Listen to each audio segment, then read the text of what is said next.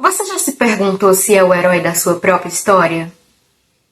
Não no sentido dramático de vou salvar o mundo, mas é no sentido íntimo de você está no controle, você está vivendo sua vida ou a vida simplesmente está acontecendo com você? Essa pergunta, com essas palavras quase exatas, é a primeira coisa que Charles Dickens escreve em David Copperfield, em 1849. E é uma das frases que faz a gente contemplar o minuto inicial do livro, mesmo antes de saber com o que você está se deparando.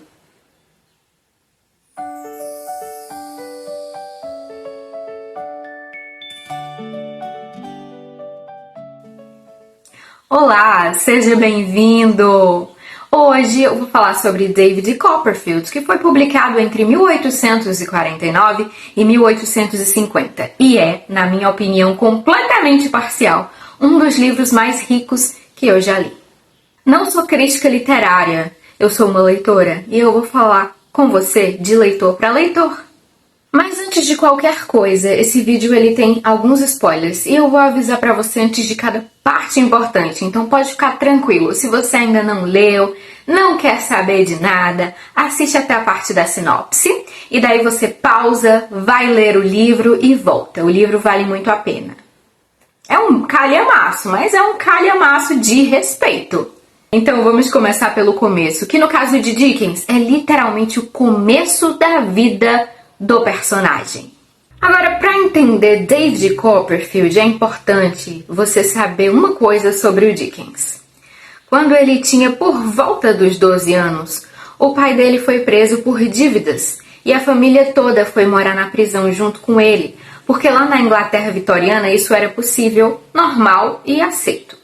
Charles ficou sozinho e ele foi mandado para trabalhar numa fábrica, onde ele trabalhava por volta de 10 horas por dia. Ele nunca falou muito sobre isso em vida. Era uma vergonha que ele carregava em silêncio, mas você consegue sentir essa ferida em praticamente tudo que ele escreveu, não apenas David Copperfield. David Copperfield foi publicado em fascículos mensais, como uma série de streaming, só que em papel e com um mês de espera entre os episódios. E o Dickens chamou de seu filho favorito, o seu filho mais querido. Não é coincidência. As iniciais do personagem, David Copperfield, são D-C. E as de Charles Dickens são C e D. Então, invertidas, ele estava escrevendo sobre si mesmo com uma distância suficiente para ser honesto. Que é exatamente o que a maioria dos escritores faz. Ficção como uma confissão disfarçada. E tudo isso é para dizer que quando você for ler esse livro, você não estará lendo apenas uma história, mas uma vida processada em forma de romance. E isso, meus amigos, faz toda a diferença para o seu olhar perante a obra. David Copperfield é um romance de formação. Inclusive, é de origem alemã esse termo, que significa basicamente acompanhamos o personagem desde que ele nasce até virar adulto. E o livro é tanto a história de uma vida quanto a história de como alguém se torna quem é. Isso é o que a gente chama na literatura de romance de formação. O David, ele já nasce sem pai. A mãe dele é jovem, carinhosa, um pouco frágil e por um tempo a vida é boa. Ele tem uma babá adorável chamada Peggot. Tem o sol, tem a infância que toda criança merece. Mas aí a mãe dele se casa de novo. E é aqui que as coisas desandam, como costuma acontecer em histórias vitorianas e em algumas famílias, mas eu não vou entrar tanto nisso. Alerta de um leve spoiler. O padrasto dele se chama Murdstone. E olha, Dickens não era sutil com os nomes dos vilões. Murdstone significa pedra de morte. O homem é frio, é cruel, trata a mãe como propriedade e o David como um estorvo. David, inclusive, é mandado para um internato horrível por esse padrasto. A mãe dele acaba morrendo e aí, com uns 10 anos de idade, ele é tirado da escola e mandado trabalhar numa fábrica. Mais ou menos como aconteceu com o Dickens, certo? Dickens viveu isso. E você sente. Essas acabam sendo as cenas mais dolorosas do livro, e não porque elas são dramáticas demais, mas sim por serem específicas demais, detalhadas demais. E você escreve assim só sobre algo que você viveu de verdade. Depois David foge e caminha dias a pé até chegar à única parente que ele tem, a tia dele, Betsy Trotwood, que é uma mulher excêntrica, difícil e completamente maravilhosa. Eu sou suspeita pra falar, ela é a minha personagem favorita, sabe? E a partir daí começa uma subida, escola nova, novas amizades, primeiros amores, primeiros empregos e primeiros fracassos. O livro vai acompanhar tudo isso até o David ser adulto, sem revelar muito, né? Até ele se tornar escritor, o que coincidentemente é o que Dickens foi. Olha que sutil, né? Agora vamos para a parte que eu acho que é um dos maiores trunfos do livro, os personagens. Porque Dickens criava personagens como ninguém. E David Copperfield tem algum dos melhores de toda a literatura inglesa, ouso dizer. Por exemplo, como não se lembrar do Sr. Micawber, um dos personagens mais cômicos deste livro. O Micawber, ele é um homem que está sempre endividado.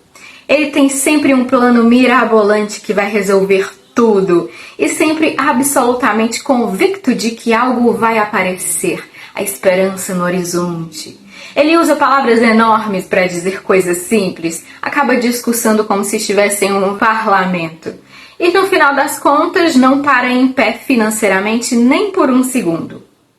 Ele foi baseado inclusive no pai do Charles Dickens. Pense nisso. O homem cujo comportamento mandou Dickens para uma fábrica aos 12 anos e acabou virando um dos personagens mais adorados da literatura inglesa, com humor, com carinho, com compaixão.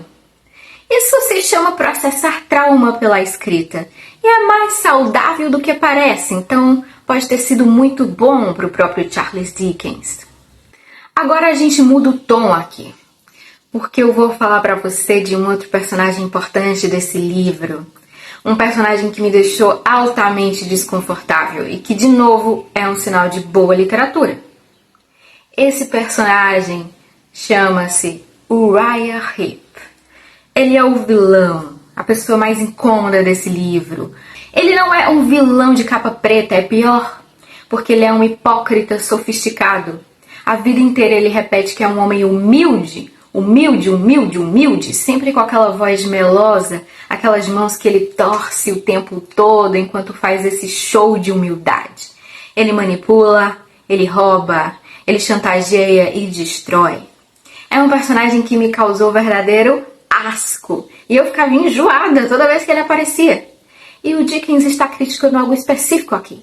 A Inglaterra vitoriana, ela premiava a aparência da virtude, mas não necessariamente a virtude em si. E o Uriah Heep, esse dominou essa arte, hein?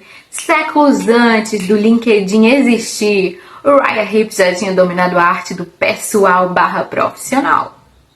E agora eu estou feliz de falar de Betsy Trotwood, a minha personagem favorita. E eu acho que você vai concordar se você ler, que é a nossa querida tia Betsy. Ela é uma mulher excêntrica, brava, obcecada com os burros que entram no jardim dela e completamente devota às pessoas que ela ama. Quando David aparece na porta dela, sem dinheiro, sem roupas, sem nenhum argumento além de "sou seu sobrinho", ela briga com o padrasto dele, manda todo mundo embora e banca a decisão de cuidar do David. E isso tudo sem ser piegas, com dureza, com exigência, com honestidade. É o tipo do amor que não te deixa escorregar. Agora eu vou falar de duas personagens que são os dois modelos de amor do nosso personagem durante o livro. E tem alguns spoilers aqui, então cuidado. O David, ele vai se apaixonar 2 vezes e as 2 relações são completamente diferentes. Ele vai conhecer a Dora, que é o primeiro amor dele. Ela é linda, encantadora, absolutamente incapaz de funcionar no mundo adulto. porque ela não sabe cozinhar, não sabe administrar o dinheiro e trata o cachorro como se fosse o centro do universo. Mas a verdade é que o David adora ela. E a gente entende porque ela é adorável. Mas o Dickens está sendo deliberado aqui, porque a Dora ela foi educada para ser uma mulher decorativa e não capaz. A crítica não é a ela, mas é ao sistema que a formou dessa maneira. Já Agnes, por outro lado, é a pessoa que o David deveria ter visto desde o começo. Calma, íntegra, honesta. Ela não é perfeita, embora ela seja um pouco idealizada demais, e esse é o maior problema que eu tenho com o livro. Mas a função dela é clara. Ela representa o amor que não é um encantamento passageiro, é uma escolha consciente. Alguns temas do próprio livro ficam muito marcantes na cabeça da gente depois que a narrativa termina. Por exemplo, a infância como ferida que não some. Esse talvez seja o tema mais pessoal de Dickens e ele voltou a ele em quase toda a sua carreira. É só você olhar para Oliver Twist, para o Pip de Grandes Esperanças e para o David, crianças que foram maltratadas pelo mundo. O que ele está dizendo de livro em livro é simples. O que se faz com uma criança importa, não some, não é superado facilmente. Algumas pessoas passam décadas processando o que lhes foi feito quando tinham 10 anos. E David Copperfield, mais do que qualquer outro livro, parece ser o Dickens tentando entender, e talvez até perdoar, a própria história. Outro tema seria o mérito versus o nascimento. A Inglaterra vitoriana era rigidamente dividida por classe. E o Dickens acreditava, ou então ele queria acreditar, que o esforço e o caráter podiam superar isso. Mas ele não é ingênuo. E o livro mostra o quanto o sistema dificulta a ascensão social de quem nasce sem nada. E mostra personagens que nunca conseguem subir, e não por falta de valor, mas por falta de sorte e de oportunidade. Um tema que, estranhamente, ainda não envelheceu. Uma coisa que me surpreendeu muito foi como o Dickens consegue ser engraçado, porque eu estava esperando um clássico solene, pesado, daqueles que você lê com cara séria para não parecer que está sofrendo. Mas não é o caso, porque o Dickens é hilário e ele consegue fazer você rir numa página e te partir o coração na próxima. E a transição, ela não parece forçada, ela parece natural, porque a vida é assim mesmo. Se você perceber durante o seu dia, um único dia, você vai oscilar de humor várias vezes. O livro foi publicado em fascículos mensais, como uma série com um episódio por mês. E isso explica muito do ritmo, porque cada capítulo tem um gancho, uma tensão, um motivo para você querer ler o próximo. E o Dickens era um mestre do não larga a mão. E a narração em primeira pessoa, que é genial, porque o David adulto olha para o passado com ironia e às vezes zomba um pouco de si mesmo, suavemente. Do quanto ele era ingênuo, do quanto ele demorou para entender certas coisas. E isso é muito moderno para 1849, viu? Freud disse que David Copperfield era um dos seus livros favoritos. Tolstói disse que era o melhor romance de Dickens. E Kafka o admirava. Isso não são nomes pequenos. E você consegue ver os filhos deste livro em toda a literatura que veio depois, como em Jane Eyre, em Grandes Esperanças do próprio Dickens, em O Apanhador do Campo de Centeio lá no século XX. A estrutura do jovem deslocado que cresce contra o mundo está em todo lugar. E David Copperfield é um dos textos que fundou isso. Mas além do legado literário, os temas do livro não envelheceram. Desigualdade, infância roubada, hipocrisia social, a diferença entre o amor que você acha que quer e o amor que realmente te faz bem. Tudo isso ainda está aqui, mesmo séculos depois. Agora, para te falar sobre o que eu achei, eu fui surpreendida.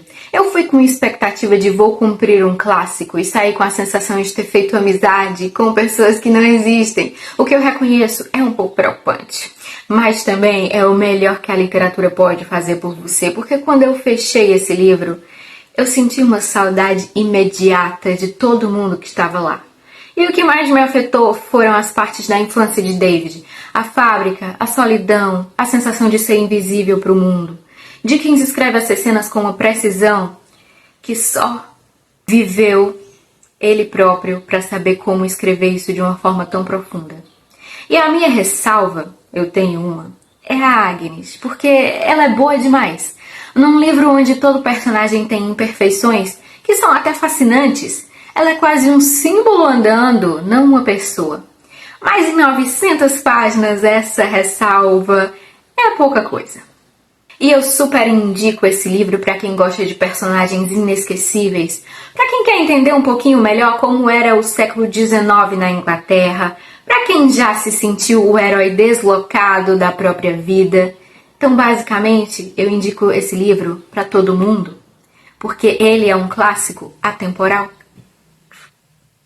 No começo do vídeo eu falei sobre aquela primeira pergunta, se você vai ser o herói da sua própria história. Dickens passa 900 páginas mostrando que a resposta não é dada, ela é construída, com escolhas pequenas e ruins, com perdas, recomeços, amor errado e amor certo. Ou seja, não tem atalho.